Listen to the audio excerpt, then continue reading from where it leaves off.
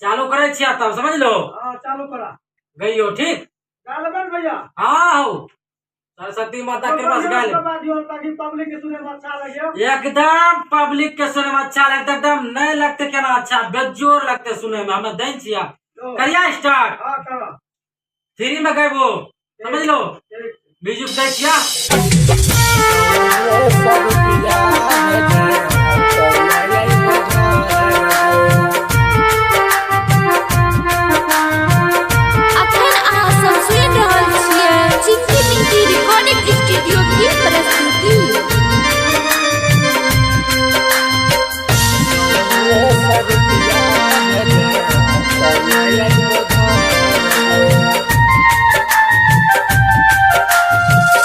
कमाल रुपया दौ नहीं लाग बड़ी डर गे।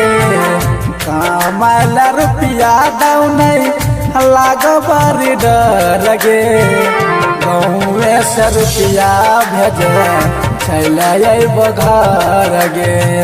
रुपया तो भेजे मम्मी चल घर गे। सठबारो जगाली दै छौ लाग बड़ी डर गे। सठबारो जगाली दै छौ लाग बड़ी डर गे। गाँवे से रुपया भेजे चल घर गे। रुपया तो भेजे मम्मी चल घर गे। म्यूजिक बा भूखन शर्मा।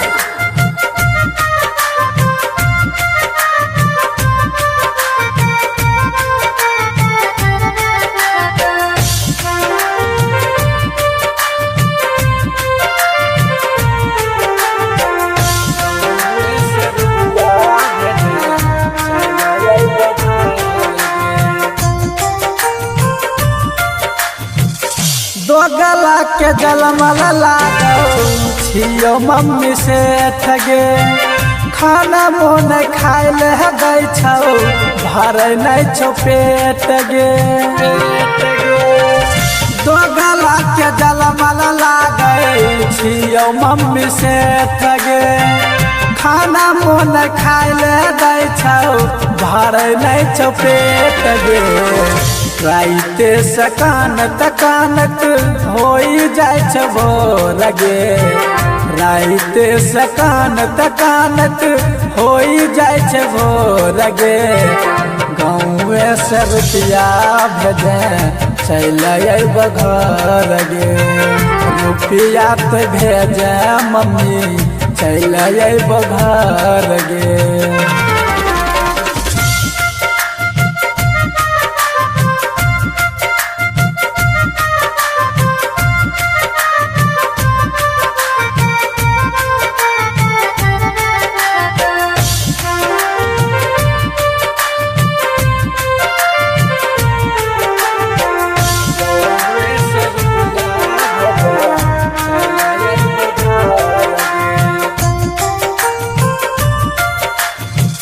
मारल दबार गे मम्मी रह छौ गरम गे।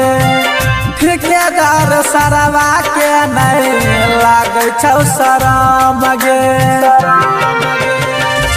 मारल दबार गे मैया रह छौ गरम गे। ठेकेदार सरवा के नहीं लाग छौ शरम गे। सोशिल बादल के नहीं रुको एक सलोड़ गे। भूखन भाई बिरजू के नहीं रुको एक सलोड़ गे। गाँवे से रुपया भेजे चल घर गे। रुपया तो भेजे मम्मी चल घर गे। भेज दे मम्मी। मिक्स बा भूखन शर्मा मैजली खरेता।